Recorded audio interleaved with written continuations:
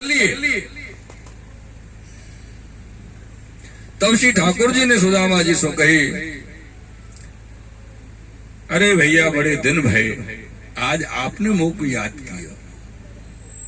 और सेवकन से कही कि चलो व्यवस्था करो जल की, मैं मेरे प्रिय मित्र के चरण यही पखारूंगा तब भीतर पधराऊंगा।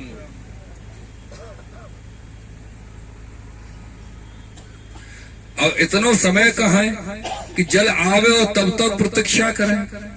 तो ठाकुर जी ने रोते रोते अपने नेत्रन के जल से श्री सुदामा जी के चरण को प्रक्षालन किया।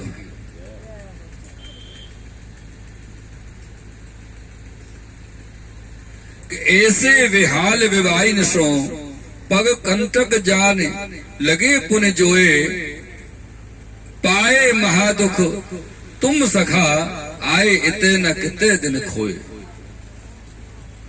देख सुदामा की दीन दशा, देख सुदामा की दीन दशा, करुणा करके करुणा निधि रोए, पानी परात को हाथ छुओ नहीं, नैनन के जल सो पग धोए। अब यहाँ पर एक नई लीला भाई, ठाकुर जी ने अपने नेत्रन के जलसों श्री सुदामा जी महाराज के चरण को प्रक्षालन तो कर लियो, धोए तो लिए, पर अब उन चरण को पहुंचना भी तो, अंग वस्त्र भी तो करना, चरण वस्त्र भी तो करना है। तो जो वस्त्र लेके सेवक खड़े वहां से वस्त्र नहीं कियो, अपनी पीताम्बरी को लेके ठाकुर जी सुदामा जी के चरण को पहुंचने लगे। पर वहां में एक लीला ये भाई कि ठाकुर जी की जो पीताम्बरी रेशम की थी वहां में धागे निकले भाई, और वहां को एक धागो सुदामा जी के चरण की फटी वही विवाही में उलझ गए, और जो धागो उलझो जैसे वस्त्र खिंचो तो सुदामा जी के मुख से संस्कारी निकल गई। ये सहन नहीं भयो ठाकुर जी को और रुक्मणी जी को। तो जैसे आग की संस्कारी श्री सुदामा जी के मुख से निकली मेरे प्रियजनों, वैसे ही रुक्मणी जी ने आगे बढ़ के ठाकुर जी के कंधा पे हाथ रखो, बोले स्वामी रुक जाओ, और नहीं, अब नहीं, बस बहुत हो, आप हटिए, अब आगे की सेवा मैं करूंगा। धन्य है सुदामा जी जैसे परम भक्त जिनके चरणों की सेवा में लक्ष्मी नारायण दोनों विराजे।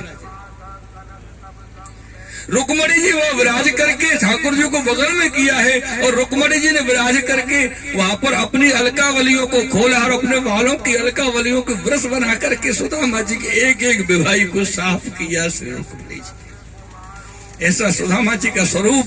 और लोग कहते हैं कि सुदामा जी को धक्का उसने दिया कि ये गिर गए कि वो पर गए, कौन छू सकता था सुदामा जी को जिसके चरणों की सेवा लक्ष्मी नारायण करते हो।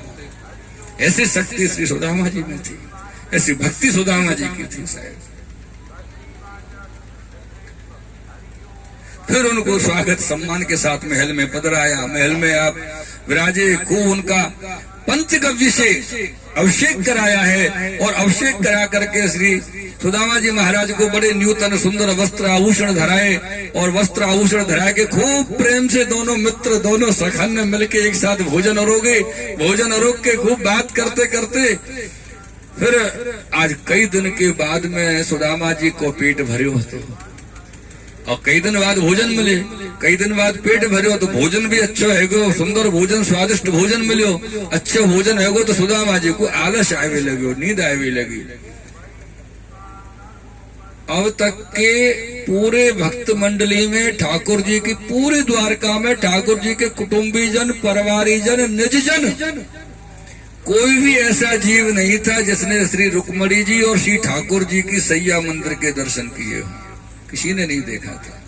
आज पहली बार ठाकुर जी अपनी सैया जी पे सुलाने के लिए सुदामा जी को लेकर के गए हैं, और सुदामा जी को सुलाया है। और श्री ठाकुर जी अब वो जो चावल की पोटली सुदामा जी दुबकाए रखी, इतने बड़े महल में इतनी ठाट वाट में वो पोटली को कैसे देवे, संकोच आवे अपन को। तो सुदामा जी के चरण दबाए श्री लक्ष्मी नारायण भगवान श्री रुक्मणी जी, और श्री द्वारकाधीश चरण दबा रहे। सुदामा जी को नींद आई है, और जब नींद आई तो शरीर थोड़ा ढीला हो गया, नींद आने पर तो पोटली निकल गई बगल में से। और जब पोटली निकली तो ठाकुर जी ने वह पोटली को खोलो कि ये मेरे मित्र लायो पर संकोच से वो को दियो नहीं, या लिए वह पोटली को खोल के एक मुट्ठी चावल ली और आप भरोगे, दूसरी मुट्ठी चावल लिए तो आप भरोगे, और जैसे ही ठाकुर जी तीसरी मुट्ठी लेवे को उद्यत हुए तैयार हुए, सो श्री रुक्मणी जी ने हाथ पकड़ लियो श्री ठाकुर जी। ये कहने के लिए नहीं पकड़ो कि काय को शब्द दे रहे हो, रुक्मणी जी को भाव ये है तो कहने के रुक्मणी ये कहना चाह रहे श्री ठाकुर जी को कि हे नाथ का अपने भक्त की पूरी सेवा आप ही करोगे, कछु प्रसादी हमको दो तो कुछ सेवा हम भी आपके भक्त की कर सके। याली रुक्मणी जी ने हाथ पकड़ो और कछु चावल आप अरोगे और सर्वस्व वैभव श्री सुदामा जी के लिए भेंट कर दियो। लक्ष्मी जी नारायण जी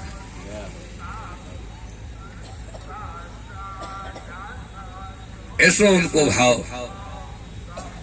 दूसरो दिन भयो, प्रातः काल में सब तैयारी भई, सुदामा जी बोले